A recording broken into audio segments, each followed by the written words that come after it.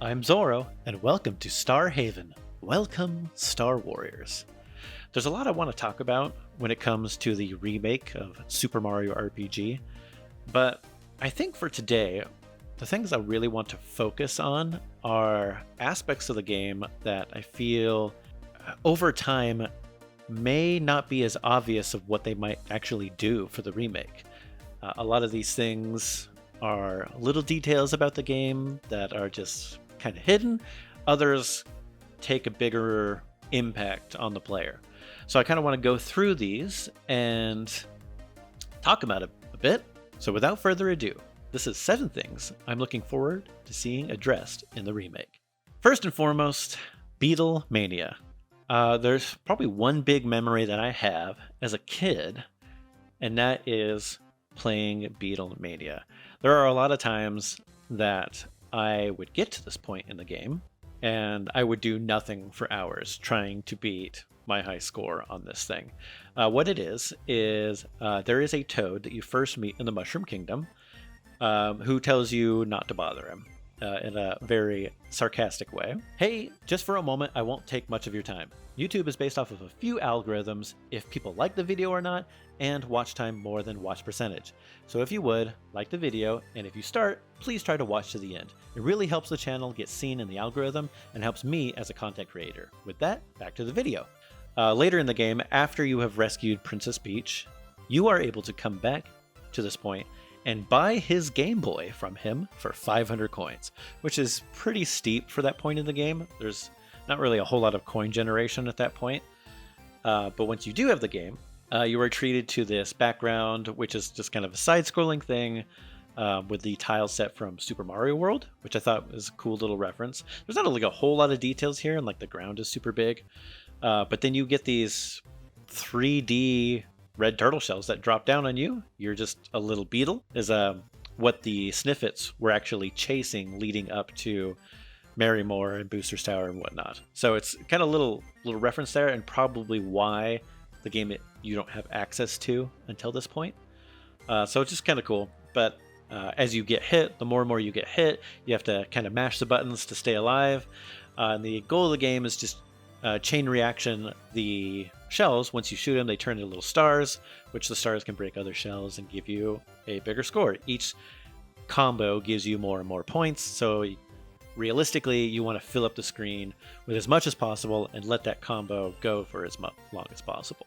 As you go, you'll get hearts dropped on you, which kind of reduce some of your stamina, which allow you to survive longer until you eventually can't mash fast enough, and then you die, which when you die you actually turn into stars as well, giving you one last chance for some points. And that's it. That's the whole point of the game. It actually is accessed from your main menu. Instead of like going to like a key items, it actually gives you a special menu slot for the game, which is pretty cool. But what they end up doing with this in the remake has actually, as I'm recording this today, was just released. We got just a single screenshot. It looks like it is still indeed on a Game Boy, which surprises me. A lot of times Nintendo, when they do older console references in their games, I think of Pokemon and Luigi's Mansion. Whenever they have subsequent versions, they always go with the most recent console reference. You know, when you got Scarlet and Violet for Pokemon, you've got them on a Nintendo Switch. Luigi's Mansion Dark Moon, he went from being on the Game Boy Color for the first game to like a Game Boy Advance SP, I think is what it is, or a 3DS or a DS. Gosh, it's been too long since I played that one. But you get the point. Why they ended up not going that way, I don't know if I like it more that we already know we're going to get the Game Boy, and that's kind of like, that's going to be something that a lot of newcomers aren't even going to be familiar with. Hell, there are people who are alive today who have never even seen a Game Boy Advance, or even some kids who are going to be playing the game who have never even seen a Nintendo DS or 3DS for that matter, her only experience is the Nintendo Switch. So it'll be interesting to see what they end up doing in the end. But just from what we've seen from the screenshot, it does look like it's going to be the Game Boy. Graphics look pretty one-to-one from what we got originally, except for we got like an extended border actually showing like the edges of the screen being a Game Boy, which, as you don't know, or as you know now, the aspect ratio for the Super Nintendo was in 4:3, and now we have widescreen. So obviously we needed something to fill that space. So I'm all for it. I think it's great. So that is all I had to really say about Beetle Mania. I'm looking forward to seeing what else may be possible from the game. Maybe they'll add like achievements or, I don't know, an unlockable where you go back to the guy who gave you the Game Boy and he'll give you a special item. Who knows? Hopefully they do something extra with it instead of just a UI update. Secondly, retrification in Booster's Tower. This kind of goes along the same line as Beetle Mania. Honestly, it's one of the coolest spots in the game. As you're going through Booster's Tower, there is a curtain that you go behind. The music will change, and when you step out from the curtain, you are no longer your regular Mario sprite, but rather you are the original Mario from Super Mario Brothers. It's really cool. You can walk around that room in that style. All the sound effects change, the music changes. If you try to leave the room, it does the speed up sound to the song and it runs you back to the cape, changes you back. What I really hope they do with this section, honestly, is make this the original Super Mario RPG sprite to Mario. It would be a perfect way to throw it in. It's going to fit well with the environment because the original game is already in like a stereoscopic 3D. Would be a wonderful reference to see. I think either way that they end up doing it, it'll be really cool. What theme they would end up using for that area, I have no idea. They use the original Mario Brothers overworld theme, so maybe they could go with like the Pipe House, or even just like the original Booster's Tower, or maybe just something more Mario related. Maybe it's just like a brand new Super Mario Brothers remix. Maybe it's the new Super Mario Brothers, version, or Mario 64. Just something along the more updated to match with the Super Mario RPG original sprite from '96. But who knows? We'll see what they choose to do with Aspire, but I'm really looking forward to this really cool Easter egg. Third, man, Great Guys Casino. Honestly, I've seen more people talk about this in a controversial way than probably any other aspect in the game, except for one other, which I'll get into later. Great Guys Casino is obviously gambling. And Nintendo historically has flip-flopped on their opinion when it comes to this area. Personally, I hope they leave it unchanged. There's really only 3 mini games there. I think the only one that's really going to cause problems is Blackjack. The other 2 are kind of like these weird little mini games for timing. It's like a 3 in a row type thing, where it's just basically a slot machine hitting 3 things in a row, which we've already seen them do in multiple games. That's been around since Super Mario Bros. 3. It was in 3D World. I can't see them getting rid of that. The look the other way is just you pick a direction that the guy isn't. And if you did it, congratulations, you win. And you have to beat him 100 times to get the special item for the area. And then the other one is Blackjack. It's just Blackjack. Just straight up. It's so bizarre to me that is what made it in. But I really hope they leave it in, to be frank. If it was something like poker or Texas Hold'em or something a little more, I don't know, gambly, if you want to call it that, I could see them maybe addressing it. But honestly, Blackjack's fine. It's fine. It's fine. There's nothing wrong with that, right? Right? Sure. What do you guys think? Do you think Great Guys Casino needs to be changed? Let me know. 4. The character and game cameos. This is a big one for me. This is a huge opportunity for them to make modern references, even more so than the retrification in Booster's Tower. As you know, Link and Samus show up periodically in certain towns in the game when you go to sleep in an inn. Link is based off of The Adventures of Link or A Link to the Past. He's got that color palette. You really only see like the top of his head, so it's not as clear for him. But Samus is a very well designed character, and honestly, I think updating Link to either Breath of the Wild or Tears of the Kingdom, depending on how long Mario RPG Remake has actually been in development. I mean, Breath of the Wild, we've got at least 5-6 years upon release that they could use from. Both of them use the same model, so if you're really only seeing the head, boom, that's an easy one. Samus, I would love to see them use Metroid Prime. We know we've got Metroid Prime 4 coming. It's been announced for several years now. Could be coming out, as soon as next year or even this year. We really don't know. We don't know because it's been in development hell.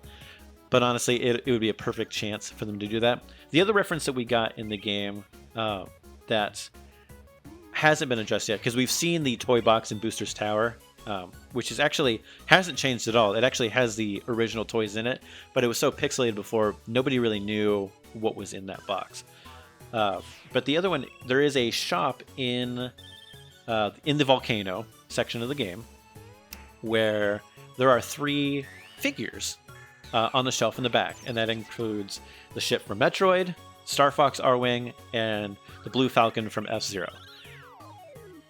Gosh, this would be so cool to see just updated models. I would love to see them add like little sound effects, make them like an actual toy or something in the background to just be a little more interactive.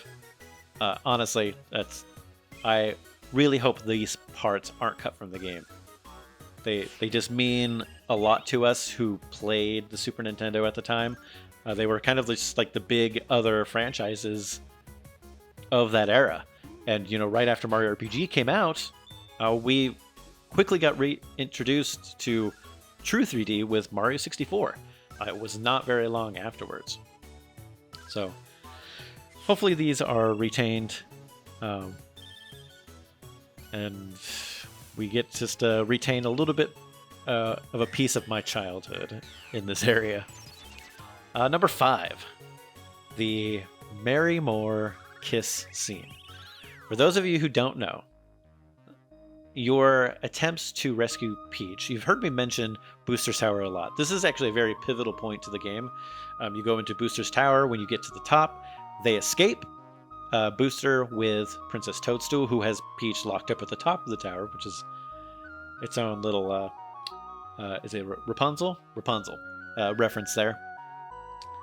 They escape. You chase them up the hill, which you get to see the whole background area, and then you have to interrupt their wedding. After you beat the boss there is an action sequence that is determined by a couple other factors, which I won't spoil. Give you a little extra detail. But the best result you can get is Peach giving a kiss to Mario, but as the screen pans out, you actually see that Bowser and Booster end up kissing. And that is because everybody wants a kiss from Peach. She goes into this, all right, I'm going to give a kiss, and then it goes into a roulette. What can actually happen is quite a few things. But Mario can get kissed by both Bowser and Booster at the same time. I truly hope that this gets retained. I would really hate for the game to get censor dodged because it's a really comedic moment. But when Bowser ends up kissing Booster, there's a whole reaction. When they both end up kissing Mario, it's a big reaction. So I feel like a lot of the game's charm comes from its humor. It would be a really big disservice to Super Mario RPG if this stuff like this was cut. So with that, I think the Marymoor kiss scene should stay in its entirety. Heck, they could add, Mallow and Geno to it. Add more to it. Add more to the comedy bits that can happen with this scene. Just don't take it away. It's such a funny moment that it just brings so much life to the game. It makes it feel more real not more real. What's the word I want to use here? Seeing an interaction between Peach and Mario, it's the actual cutscene is very reminiscent of the Super Mario All-Stars, very much in the same pose where Mario's facing the camera and Peach is coming at from the side, kissing him on the cheek. Like it's such a nostalgic thing for me that I think it would just be a shame for it to not be there. But with that, what do you think? Do you think it should stay? Do you think it should go and make room for some other comedic bit? And if so, what should it be right there? You tell me. Number 6. I debated whether this should be last or now. And I think the other one is a little bit more important. Helix. Helix is such an interesting case. He is a secret final boss that is located in Monster Town. He is more difficult than the final boss, but he is a big reference to the Final Fantasy. There is different dialogue between the Japanese and English version of the original game that kind of dictate why he's there. So I won't talk too much about his specific dialogue, but he is still in 2D. When all the other their sprites and everything have this stereoscopic 3D effect to them, even though they are sprites, they are very clearly designed to look like 3D models. But Helix specifically is 2D, and he references in some of his dialogue about the 3D realm being very powerful. How are they going to do this in the remake? Because now we're in true 3D. Honestly, there are so many different ways they can go about it. Personally, I hope they go in the same vein as... Oh, and I can't remember what the game is called. Octopath Traveler. There we go. Personally, I feel if Helix was given the love and attention that they used for Octopath Traveler, giving him a sprite, giving him an animated sprite, but have it still be 2D and give him a shadow. Like the 2D sprite that we have in the original Mario RPG, he is not animated. He just kind of floats up and down. He's got his 4 elemental crystals with him. As you go into the room, he kind of has like a front-facing like mini sprite, very reminiscent of the map sprites from the original 6 Final Fantasies from the NES and the Super Nintendo. So there's a lot that they could do with this to really reflect how far Square and Nintendo have come as developers. And man, we've got Octopath Traveler 2 Traveler. Goodness gracious. Coming very soon. So what better way to show off kind of their style and get people in the feel for that than by giving Helix this cool updated design that still allows him to retain his deliberate 2D effect and story bits. So that's pretty much all I want to say on that. I just hope that there's more to him this time, just because he's one of the most interesting aspects of like the secret content for Mario RPG. I mean, you even get the special Final Fantasy boss theme. As you enter the room, it's kind of like this, stormy weather kind of thing. And when you beat him, you get like the Final Fantasy victory theme. And afterwards, his ending dialogue as he's leaving is like the title sequence theme from Final Fantasy. There's a lot of love to this area, and I really hope they bring it home. And lastly, as you know, we are Star Haven. So the last area that I want to talk about is Star Hill. This area, to a lot of people, is the most underdeveloped and underwhelming part of the game, but also the most visually and story enigmas in the entire game. It's supposed to be represented as a point that's closest to Star Road, which is what you're on a quest to repair. And you'll find little star pieces that have faces on them, and some without. The ones that have faces on them you can actually interact with, and they are the manifestation of people's dreams. So you get to see what different people are not dreaming, what they are wishing. What this means could be so much more. There's a lot of like hidden details they could add to this part, but this is really all this area has to offer. There's only about 5 or 6 different rooms. You go around basically touching these light flowers, which open up the same Stargate. It's just like a big star that has a portal that opens. It's like the keyhole from Super Mario World. As you go in, it closes behind you. You have to open it again. It takes you to the next area. You can't go backwards. So if you want to go to the other rooms, you literally need to restart the level. So it's a linear level, which is already weird. But at the end of it, you actually end up finding a star piece without a boss fight. It's just chilling here. Yes, it's taken from you when you enter the next town, but this area feels like it could have so much more, and I really hope it does. There is a lot of cut content from the original Mario RPG that could be put here. We could get a little mini boss that has nothing to do with the Smithy gang, who has found this star piece, and it's just like a quick little fight. Even just that would be better than just keeping it 1-to-1. But really, with the way that the level is designed, it really would allow for future content. If there was anywhere in the game where future content would work, it would be right here, because it's just untapped potential. There's no characters that you find there. You find a star piece here, which should be a significant portion of the game. I mean, you only collect 6 before, with Smithy holding the final boss holding the last piece. So to have 1/6 of the things that you need wrapped up in an area that takes only a few minutes to get through is really disappointing. There's a lot of mysticism that they could go with, leaning into like the lore of Star Road. Chino talks about serving a higher authority. Play into that.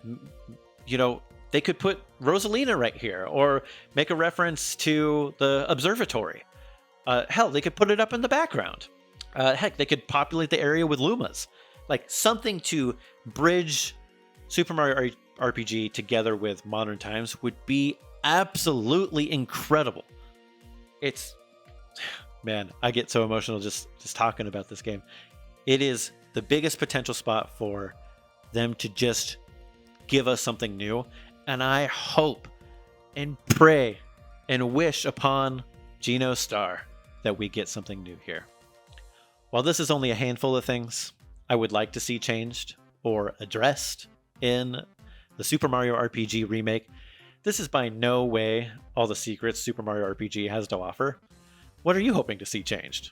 Comment down below and I'll address the best ideas I see in the next video. Until then, you can always find something to enjoy here at Star Haven.